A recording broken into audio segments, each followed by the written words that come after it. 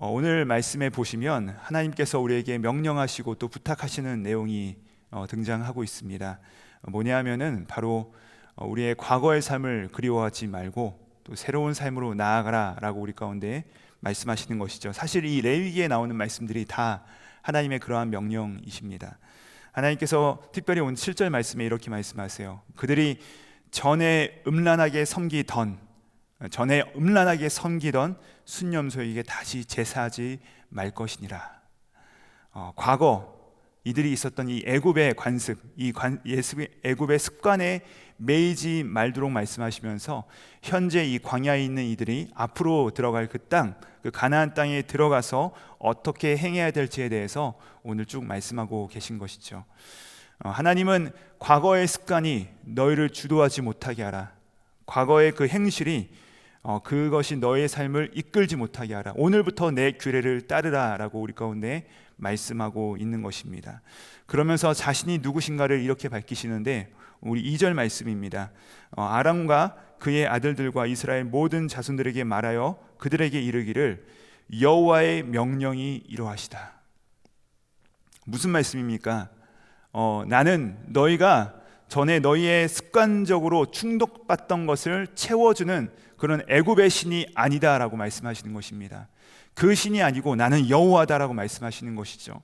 그러니까 지금 너희에게 말씀하시는 이 여호와라는 분은 누구시냐? 너희가 전에 섬기던 그 음란하게 섬기던 애굽의 모든 신과는 다른 신이다. 그 신들이 너희 눈에는 어떻게 강력하게 보일지라도, 어떻게 매력적으로 보일지라도 내가 그들을 따르지 말도록 명령할 수 있는 진짜 하나님이다 라는 사실을 이 이스라엘 백성들 앞에서 말씀하고 있는 것이죠. 오늘 함께 읽은 본문에 쭉 나열되는 내용들이 무엇입니까? 바로 이 가축 도살에 대한 문제와 또 피해에 대한 규정들입니다. 과거의 애굽에서는 또 앞으로 들어갈 이 가나안 땅에서는 이런 문제들이 수도 없이 이루어지게 될 것입니다. 수도 없이 이들을 괴롭히고 이들의 마음 가운데 그 남아있던 습관들과 욕망들이 튀어나올 것입니다. 그런데 이러한 행위들은 이 하나님의 거룩하심과 전혀 상관이 없고 하나님의 그 창조 질서에서 벗어난 행동들이 많을 것이기 때문이죠. 결국은 자신의 욕망을 주임 삼아서 하나님께서 원하시는 우리의 삶을 그 질서가 마음에 들지 않기 때문에 벗어날 것이기 때문에 그렇습니다. 그리고 뛰어넘고 벗어나면 어떻게 될까요? 결국 죽는 것입니다. 물고기가 이 물 안에서 있을 때야 살 수 있는 것이죠. 물고기가 물 밖을 벗어나는 순간 물고기는 죽게 되는 것입니다. 그 경계에 벗어나면 결국에 우리의 손해라는 것이죠. 생명에서의 끊어짐이라는 것입니다. 그래서 오늘 말씀해 보시면요, 너희가 이 말씀을 듣지 아니하면 백성 중에서 끊어질 것이다 라는 말씀이 계속해서 4절, 9절, 10절, 14절 반복되어 나오는 것을 볼 수가 있습니다. 욕망과 내 원함과 내 어떠함을 통하여서 하나님의 주권과 그분의 다스리심과 그분께서 정하신 그 말씀의 질서를 벗어나는 것은 결국 하나님 앞에서 나를 죽이는 삶이라는 것이죠. 그렇지만 우리가 예수 그리스도 안에 거하는 삶, 주와 교통하는 삶, 그분께서 정해주시는 그 바운더리 안에서 삶을 살아갈 때 우리 안에서 진정한 자유와 기쁨이 찾아올 것이다 라고 말씀하고 있는 것입니다. 이것이 바로 레위기를 통하여서 하나님께서 우리 가운데 말씀하고 있는 메시지라는 것이죠. 다음으로 10절 말씀부터 보시면요, 피에 대한 이야기가 나오는 것을 볼 수가 있습니다. 우리가 이 피라는 말을 들을 때 우리 가운데 가장 먼저 떠오르는 것은 긍정적인 이미지보다는 어쩌면 부정적인 이미지가 더 클 것입니다. 물론 우리 가운데 이 선짓국이나 순대를 좋아하시는 분들 많이 계시겠지만 이 피라는 것은 우리가 본능적으로 볼 때 굉장히 우리가 눈앞에서 본다면 사실 이 맨정신으로 버틸 수 있으신 분들은 많이 계시지 않을 것입니다. 왜 우리가 그렇게 피를 보면 강렬한 느낌을 볼까요? 왜 그렇게 느끼게 될까요? 그 이유는 아마도 우리가 그 본능적으로 피는 이 생명과 직결된다는 것을 알기 때문에 그런 것 같습니다.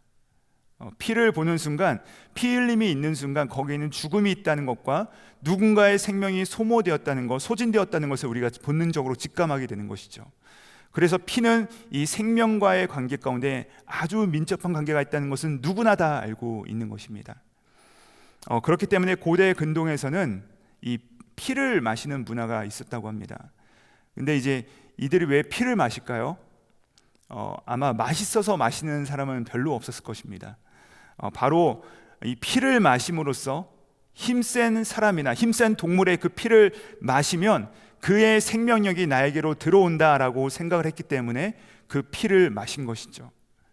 그런데 오늘 말씀에 보면 하나님께서 이 이스라엘 백성들에게 피를 마시지 말라, 피를 먹지 말라, 피를 마시면 내가 너로부터 얼굴을 돌리고 그는 그 백성으로부터, 나의 백성으로부터 끊어질 것이다 라고 말씀을 하십니다.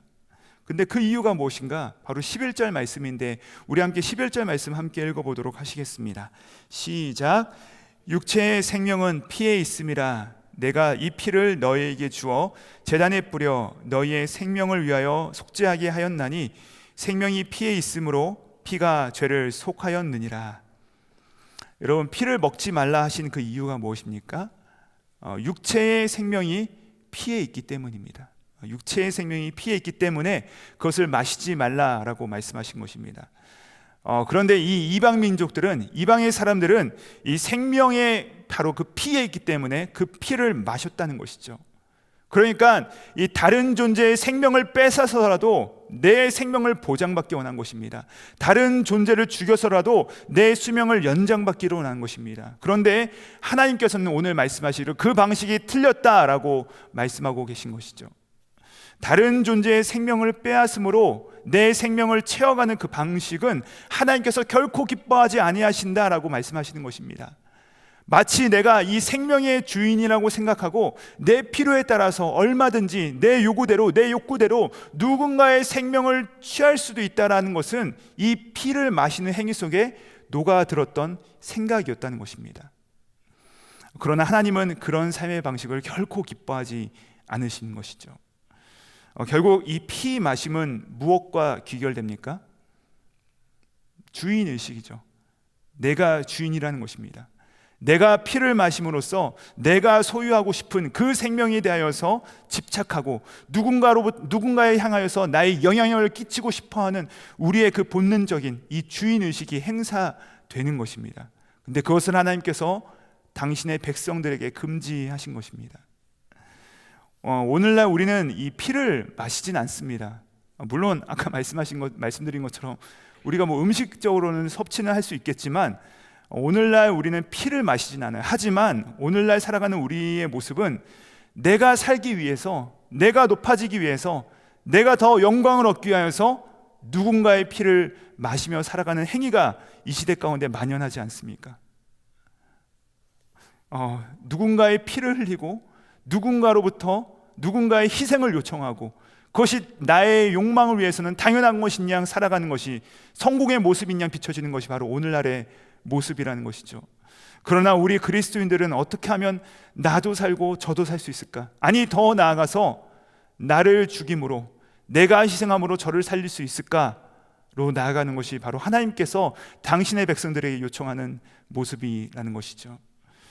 마지막으로 하나님께서 이 피를 먹지 말라 하신 또 다른 이유는 피는 먹어서 없애는 것이 아니라 이 피는 뿌리는 것이기 때문에 그렇습니다. 오늘 우리가 함께 읽은 이 11절 말씀에 이 말씀이 계속해서 등장하고 있어요. 레위기에서 반복적으로 등장하는 개념이 무엇이냐? 바로 정결과 거룩입니다. 이 정결과 거룩인데, 근데 이 정결과 거룩은 비슷해 보이지만 사실 똑같은 개념은 아닙니다.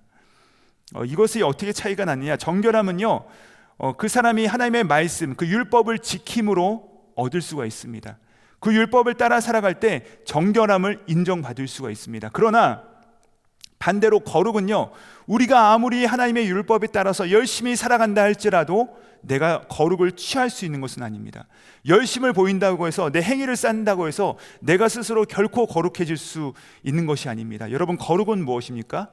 거룩은 죄의 용서를 받았을 때 위로부터 주어지는 것입니다. 하나님으로부터 주어지는 상태가 바로 이 거룩이라는 것이죠. 정결함과 이 부정함과에 대한 내용은 아까 말씀드린 것처럼 내가 이 율법을 지켜서, 내가 어떤 병이 걸렸지라도 내가 그 율법을 따라서 그 모든 것을 해서 지켜서 준비가 되면 조세상에게로 나아가서 그가 보고서 율법의 근거에 따라서 다 면밀하게 보고 그의 정결을 선포합니다. 그러면 그가 정결을 받는 것입니다. 하지만 이 거룩함은 그 누구도 아닌, 그 어떤 사람도 아닌 하나님만이 판단해 주시는 문제라는 것을 레위기를 우리 가운데 계속해서 말씀하고 있습니다. 하나님의 죄사함의 선포로 주어지는 것이 이 거룩인데, 그 죄사함을 위해 필요한 것이 바로 무엇이냐? 바로 이 피라는 것이죠.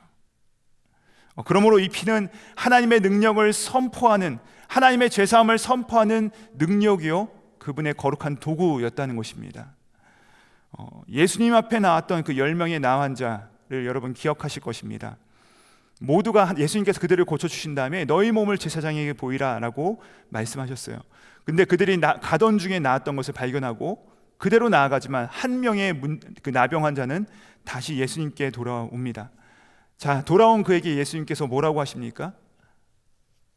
한 사람, 그 발 앞에 엎드린 그 나병 환자에게 예수님께서는요, 그 어느 제사장도 할 수 없었던 선포를 하십니다. 뭐라고 하시죠? 너의 죄가 사하여졌느니라. 그의 거룩을 선포하신 것입니다. 그 어느 종교 지도자도 결코 할 수 없었던 그 선포를, 그 죄사함의 선언을 그 사람에게 하신 것이죠. 이 레위기가 우리 가운데 계속해서 하시는 말씀이 무엇입니까? 우리가 정결해 보일지라도, 누군가의 나의 이 종교적인 정결함을 인정해 준다 할지라도 우리는 여전히 이 죄사함을 받아야 되는 죄인임을 말씀하시는 것입니다. 우리는 여전히 그 십자가의 보혈이, 이 그리스도의 보혈이 필요하다라고 외치고 있는 것이 바로 이 레위기를 통하여 하나님께서 우리 가운데 하시는 그 메시지가 아닙니까? 여러분, 어제까지 살펴본 이 대속죄에 대한 이 규례들을 한번 살펴보십시오. 1년에 모든 그 이스라엘 백성들이 이 속죄제에 다 참석을 해야 됩니다. 한 사람도 빠짐없이 모두가 다 참석해야 되죠. 그 중에는요, 아마도 정결하게 살던 사람도 있었을 것입니다. 그 중에는 정말로 그 율법의 기준에 따라서 살펴볼 때 그의 삶에 한 줌의 그 흠도 찾아볼 수 없었던 사람도 있었을 것입니다. 그러나 그 사람 역시도 반드시 이 속죄제에 참석해야만 했습니다. 왜 그렇습니까? 왜냐하면 하나님 앞에서 모든 사람이 단 한 사람도 예외 없이 이 죄의 용서가 필요한 존재이기 때문에 그렇습니다. 어떤 정결함을 유지하고 살더라도 결국 이 자기 중심성이라고 하는 우리 안에 깊이 맺혀져 있는 이 죄의 욕망을 띄어낼 수 없기 때문에, 혹여 내가 어떤 희생을 치르더라도, 혹여 내가 어떤 은사와 심지어 누군가를 위해서 내 목숨을 내어줄지라도 그 행위 속에는요, 우리는 나를 위하여 계산하고 내가 얻을 것이 무엇인가 신속하게 도출해내는 그 자기중심적인 죄성이 우리 가운데 있기 때문에, 우리는 이 자기 중심성으로부터, 나의 이 자기 주인성으로부터 우리를 구원하실 분은 이 하나님밖에 없으시기 때문에 하나님은 모든 사람은 다 이 대속죄제에 참석하라라고 말씀을 하신 것입니다. 여러분, 우리는 깨끗하고 정결하게 살아야 됩니다. 특별히 우리 크리스천들은요, 행위 속에 바른 모습들이 나타나야 합니다. 열매들이 나타나야 되죠. 그러나 내가 그 수준에 이르렀다고 해서 때로는 사람들이 나의 어떠함을 칭찬하고 정말로 본이 되는 그리스도인이다 라고 우리를 칭찬한다 할지라도, 이 수많은 사람들의 평가가 내려진다 할지라도 우리가 기억해야 될 사실이 있습니다. 무엇입니까? 나는 하나님 앞에 그분의 자비가 필요한 죄인이다. 나는 죄사함이 필요한 죄인이다. 그럼에도 불구하고 나는 십자가의 보혈이 필요한 죄인이다. 그 죄 씻음이 정말로 간절하게 요구되는 연약한 죄인이다라는 사실인 것입니다. 오늘 나에게는 바로 이 예수님이 필요한 것이죠. 히브리서 기자는 그래서 이 레위기 17장의 본문을 이렇게 해석합니다. 히브리서 9장 11절부터 12절의 말씀인데 제가 읽어드리겠습니다. 그리스도께서는 장래 좋은 일의 대제사장으로서 오사 손으로 짓지 아니한 것, 곧 이 창조에 속하지 아니한 더 크고 온전한 장막으로 말미암아 염소와 송아지의 피로 하지 아니하고 오직 자기의 피로 영원한 속죄를 이루사 단번에 성소에 들어가셨느니라. 아멘. 매년 드려야 했던 이 속죄제가 아니라, 사람의 손으로 지은 이 지성소가 아니라, 이제는 예수 그리스도께서, 당신께서 스스로 친히 우리 가운데 장막이 되어주셔서 우리의 모든 죄를 단번에 영원히 용서해 주시겠다는 것, 이것이 바로 복음이라는 것입니다. 그러므로 복음은 내가 이룬 것이 무엇인가, 내가 열심히 지킨 것이 무엇인가, 나의 열심으로 무엇을 이루었는가에 초점을 맞추는 것이 아니라 오직 하나님께서 나를 위해서 하신 일은 무엇인가, 그것을 끊임없이 기억하고 감사하며 반응하며 살아가는 삶이라는 것이죠. 하나님께서 우리에게 베풀어 주신 그 죄 용서에 대한 그 감사의 반응이 우리 삶을 정말로 거룩하고 정결하게 이끌어 가시는 것입니다. 사랑하는 성도님들, 때로는 내가 이 정도면 정말로 훌륭한 신앙인이다, 나는 정말로 중직을 맡은 자다, 나는 정말로 많은 그 칭찬을 받는 신앙인이다 라고 생각들이 우리 가운데 몰려오는 그 순간들이 있습니다. 근데 그 순간이 우리를 덮치는 순간 우리는 신속히 다시금 그 말씀 앞에서 정직하게 나를 비추어 보면서 살펴보면서, 그럼에도 불구하고 나는 여전히 이 하나님의 죄사함의 용서와 그 피의 보혈의 은혜가 필요한 자라는 것을 인정하는 자는 이제 더 이상 나의 행복을 위하여서 남의 행복을 착취하고 다른 이들의 사이에서 이간질하며 나의 행복을 위하여서 누군가의 불행을 기뻐하는 자로 살아가지 못하게 된다는 것이죠. 여러분, 이 겸손한 가운데 그 구원의 은혜를 마음껏 누리시고 또 그 구원의 은혜 가운데 감사함으로 반응하며 하나님께서 기뻐하시는 삶을 살아가시는 우리 모두가 되시기를 주님의 이름으로 축복합니다. 기도하시겠습니다. 하나님, 이방 민족이요 거류민으로 구원과 상관없는 삶을 살아갈 수 있었던 우리에게 구원의 은혜를 베풀어 주셔서 예수 그리스도의 생명의 보혈로 우리에게 죄 용서를 베풀어 주심을 감사드립니다. 하나님, 우리에게는 우리가 아무리 노력해도 해결할 수 없는 죄의 문제가 가득합니다. 이것을 그저 합리화하고 덮어두고 살아가는 것이 아니라 날마다 말씀 앞에 비추고 깨트리며 성령님의 음성을 따라 살아가는 우리들 되게 하여 주시옵소서. 십자가 위에서 우리를 위하여 그 귀중한 피를 흘리신 예수 그리스도의 이름 받들어 기도드립니다. 아멘.